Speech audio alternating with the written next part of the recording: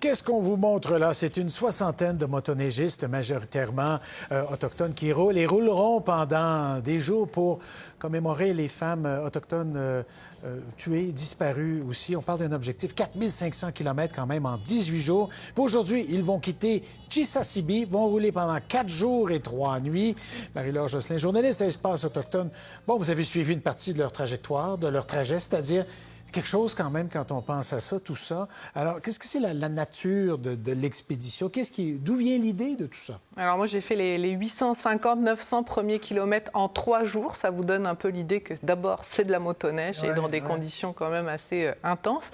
L'idée, en fait, c'est un Atikamekw de Manawan et un Naskapi de Kawawa-Shikamak qui ont décidé de partir un peu sur les traces de leurs ancêtres et d'aller de communautés autochtones en communautés autochtones.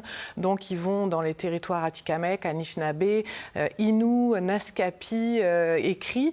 Et l'idée, c'est de sensibiliser sur donc 3 causes. Ils portent du rouge pour les femmes autochtones disparues et assassinées, le orange pour les enfants des pensionnats et le mauve pour Joyce Echaquan, puisque Carole Dubé, le conjoint de Joyce Echaquan, fait partie de cette expédition. Et il y a aussi des non-autochtones dedans. Le but, c'est la réconciliation, mais vraiment de porter le message et encore un petit peu de donner de la visibilité à cette cause, en plus de l'exploit sportif. C'est plusieurs grosses causes qui ont retenu l'attention. Tristement, d'ailleurs, quand on voit tout ça.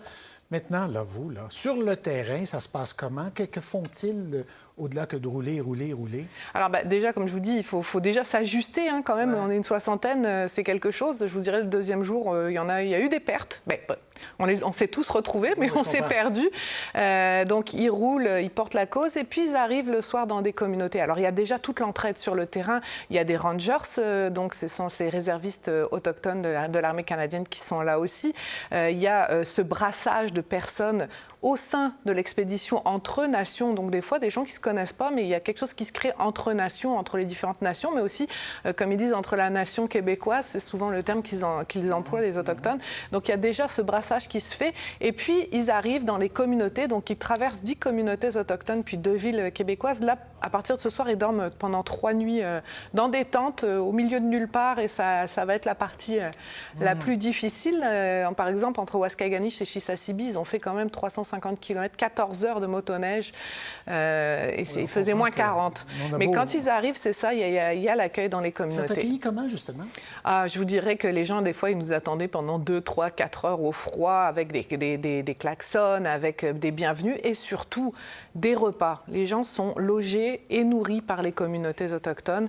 Il y a des makouchan, donc des fois on danse, on mange. Il y a des témoignages des aînés, par exemple, des gens qui ont été dans les pensionnats, et ça, par exemple, j'ai posé des questions avec des non-autochtones et ils me disent, nous, on n'habite pas très loin, par exemple, de Picogan, mais on ne s'était jamais arrêté dans la communauté ou juste pour prendre de l'essence.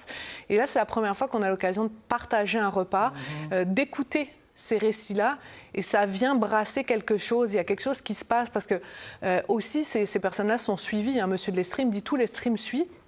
Mais ils se rendent compte qu'on peut aller à Manawan, puis qu'on peut aller manger au restaurant, puis ça va bien se passer. Parce qu'il y a souvent un peu cette crainte d'aller dans les communautés. C'est ce que j'entends souvent. Il y a une crainte d'aller dans les communautés. Même certains me disaient, il y a quand même des gens, il y a aussi des gens bien. Oui, bien sûr, il n'y a pas que des gens mauvais. Mais il n'y a surtout pas ça. Mais c'est quand même tous ces stéréotypes qui sont aussi, ces clichés qui sont en train de tomber. Je veux dire, des stéréotypes que nous, les non-autochtones, pouvons entretenir, mais de voir quand même à l'intérieur ou à l'extérieur de différentes nations, on peut avoir le même genre de réaction. Ça nous en enseigne. Mais c'est les non-autochtones qui pensent, qui se disaient qu'on n'allait pas être accueillis. Puis pour les autochtones, c'est aussi de découvrir des nouveaux territoires. Les Inuits, les Naskapi me disaient, c'est un peu la ville quand on est dans le sud, parce que tout est tracé, il n'y a pas de place, les arbres sont tellement restreints, ils sont tellement habitués à rouler n'importe où comme ça. Donc c'est vraiment intéressant, mais là c'est vraiment la partie plus nord. Ils s'en vont vers Schefferville, et puis après ils redescendent Fermont. Moi je les rejoins à Fermont, je termine avec eux de Fermont jusqu'à Ouachat-Mayotenam, à côté de cette île. Normalement arrivé autour du 3 mars. Je dis normalement parce que il y a des changements. Il peut toujours avoir une tempête de neige. Hein? Voilà. Très bien. Alors, bonne route. Merci beaucoup. Au revoir.